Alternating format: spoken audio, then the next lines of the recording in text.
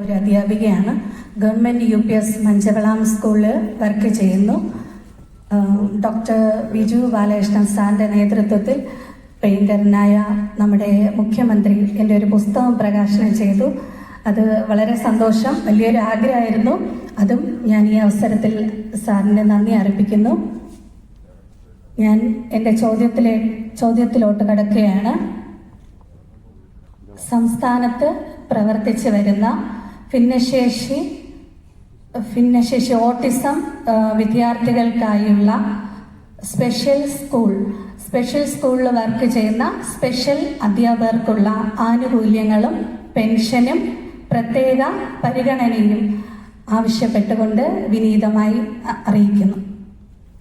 രീതിയിൽ നടപ്പിലാക്കുന്നത് 270 സ്കൂളുകൾക്ക് മാനദണ്ഡങ്ങൾക്ക് അനുസൃതമായി 2024-25 സാമ്പത്തിക വർഷം 48 കോടിയിൽ പരം രൂപ അനുവദിച്ചിട്ടുമുണ്ട്. നിർദ്ദിഷ്ട യോഗ്യതയുള്ള അധ്യാപകർക്ക് ഓണറേറിയമായി നമ്മുടെ ഖജനാവിൽ നിന്ന് പണം അനുവദിക്കുന്നുമുണ്ട്.